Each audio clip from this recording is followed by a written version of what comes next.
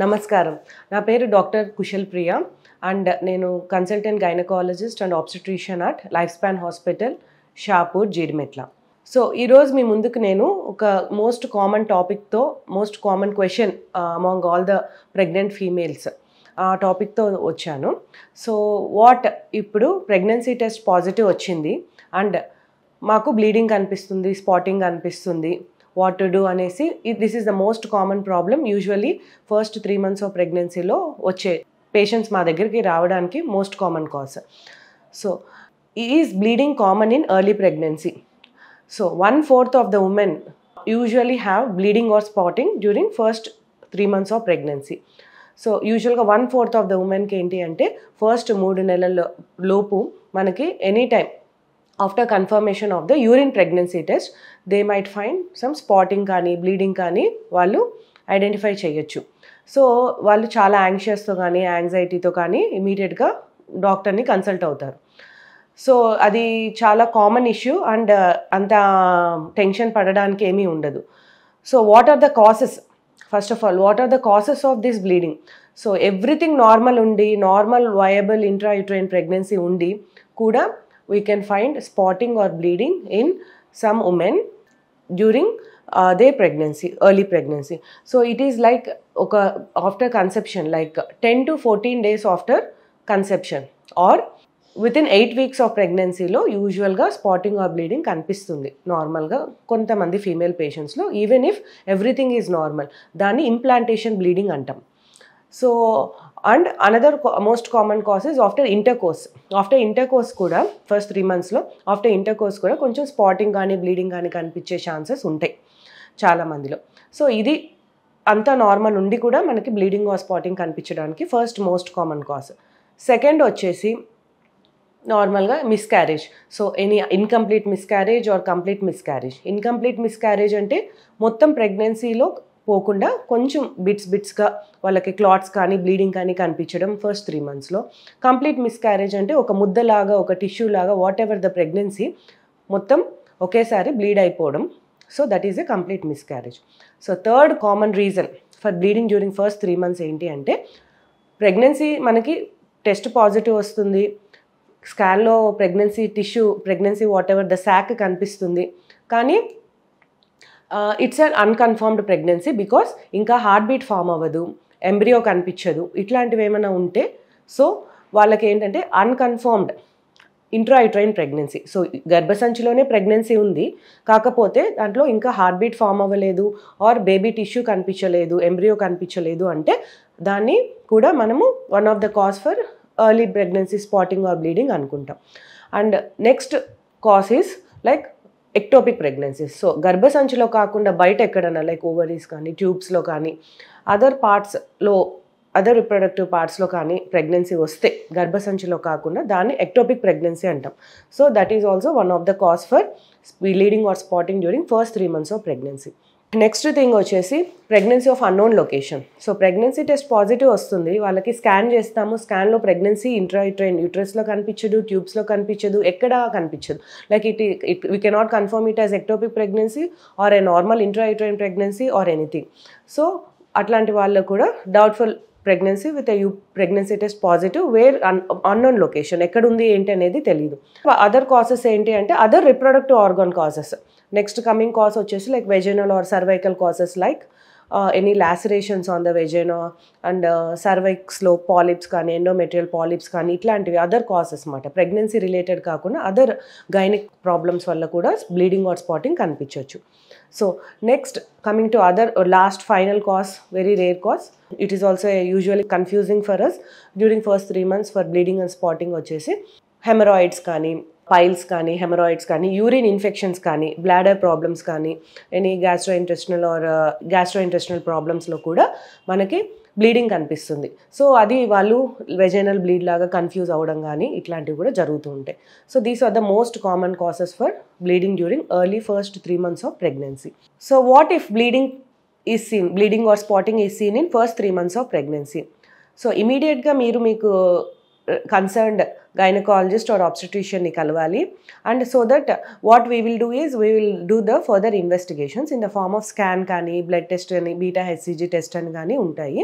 అవి చేసేసి అసలు వాట్ ఈస్ ద కాజ్, ఇప్పుడు ఇందాక డిస్కస్ చేసిన కాసెస్లో వాట్ ఈస్ ద కాజ్ అనేది మనము ఐడెంటిఫై చేసుకోవచ్చు. So what if everything is normal, ఇప్పుడు స్కాన్ చేసాము, బీటా హెచ్సిజీ టెస్ట్ చేసాము, అన్నీ నార్మల్ ఉన్నాయి, వాట్ నెక్స్ట్ అంటే, సో అప్పుడు మనం ఏంటి అంటే పేషెంట్కి కొంచెం ప్రీనేటల్ సప్లిమెంట్స్ కానీ, ప్రొజెస్ట్రాన్ సప్లిమెంట్స్ కానీ ఇట్లాంటివి ఇచ్చేసి, and we assure them that everything is normal and we'll ask them to come back after ఒక్కసారి 1 or 2 weeks తర్వాత స్కానింగ్కి మళ్ళీ ఒకసారి కన్సల్ట్ అవ్వమంటాము.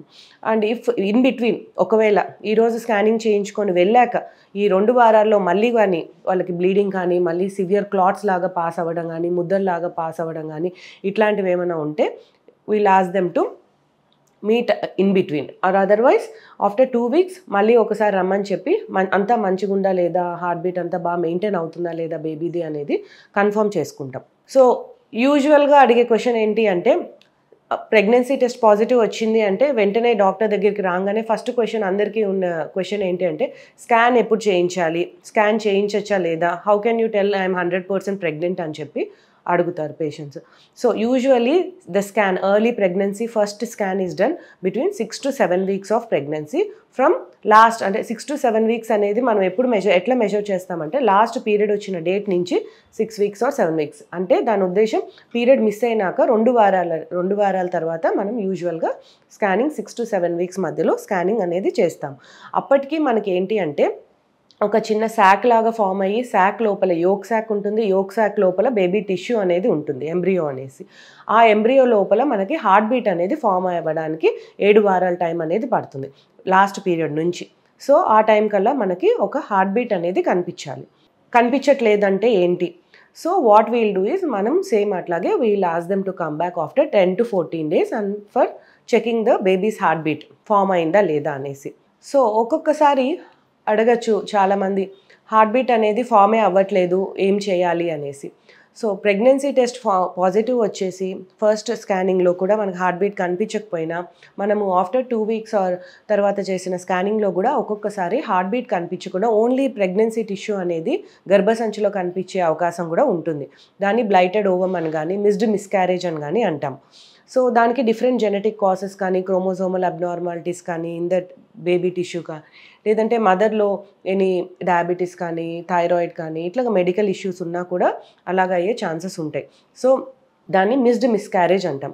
అంటే ప్రెగ్నెన్సీ ఫామ్ అయింది బట్ ద హార్ట్ బీట్ అనేది ఫామ్ అవ్వలేదు. So we need to counsel the patient and దాన్ని కూడా ఒక మిస్క్యారేజ్ లాగే కన్సిడర్ చేసుకొని క్లీనింగ్ అనేది మెడికల్ ఆర్ సర్జికల్గా క్లీనింగ్ అనేది అవసరం పడుతుంది అట్లాంటి పేషెంట్స్కి. సో నెక్స్ట్ మోస్ట్ కామన్గా ఉన్న ప్రాబ్లం వచ్చేసి మనకి బ్లీడింగ్ అనేది సివియర్గా అయిపోవడం కానీ, క్లాట్స్ లాగా పడడం కానీ in the form of incomplete or complete abortion అయితే what is the next step. So complete కానీ ఇన్కంప్లీట్ అబార్షన్ ఉంటే వాట్ వీల్ డూ ఈస్ మొత్తం క్లీన్ అవ్వడానికి, ఇన్కంప్లీట్ అబార్షన్లో మొత్తం క్లీన్ అవ్వడానికి మెడిసిన్ అనేది పెడతాం పేషెంట్కి. సో బిట్స్ అనేది చాలా పెద్దగా ఉన్న స్కానింగ్ చేసి కన్ఫర్మ్ చేసుకొని బిట్స్ అనేది చాలా పెద్దగా ఉంటే దే మైట్ నీడ్ డిఎన్సి అంటే ఒక small surgical procedure under mild anaesthesia. So we do it in operation theatre and we clean the uterus so that all the abortion parts అనేది ఏదైతే మిగిలిపోయి ఉన్నాయో ఆ బిట్స్ అనేదాన్ని it will be clean. So it can be done under scanning కూడా పెట్టుకొని చేసుకుంటాం అన్నమాట. So this is the treatment for complete or incomplete abortion. It can be medical or surgical. So abortion or miscarriage అనేది ఎలా manage చేస్తాము, what we do here.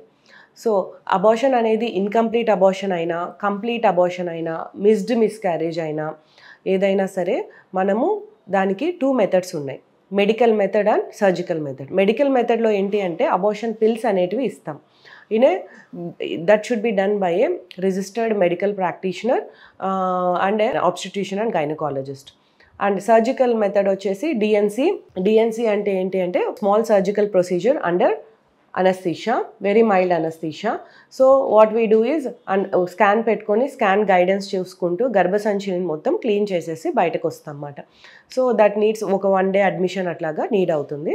So ఆ తర్వాత ఏంటి అంటే the patient will be completely treated. So next కామన్గా అడిగేది వచ్చి చాలామంది patients medical pills, tablet abortion pills అనేటివి మేము ఇంట్లో వేసుకోవచ్చా, లేదంటే హాస్పిటల్కే వచ్చి వేసుకోవాలా, ఎలా ఏంటి అనేసి, ఇంటికి ఇస్తారా హాస్పిటల్లో చేసుకోవాలా ఏంటి, అబార్షన్ ఎలా ఉంటుంది అంటే, సో యూజువల్గా ఫస్ట్ ట్రైమిస్టర్ అబార్షన్స్లో మనము మొత్తం క్లీనింగ్కి కానీ లేదంటే అన్వాంటెడ్ ప్రెగ్నెన్సీస్ వద్దనుకొని క్లీన్ చేసుకుంటున్న వాళ్ళకి కానీ ట్యాబ్లెట్స్ అనేటివి ఇంటికి ఇచ్చే అవకాశం ఉంటుంది.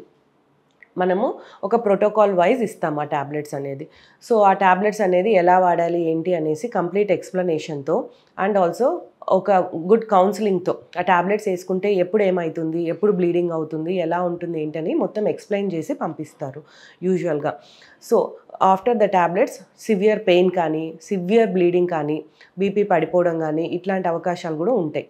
So any other high risk అయినప్పుడు వాళ్ళు ఇమీడియట్గా హాస్పిటల్కి రావాలి.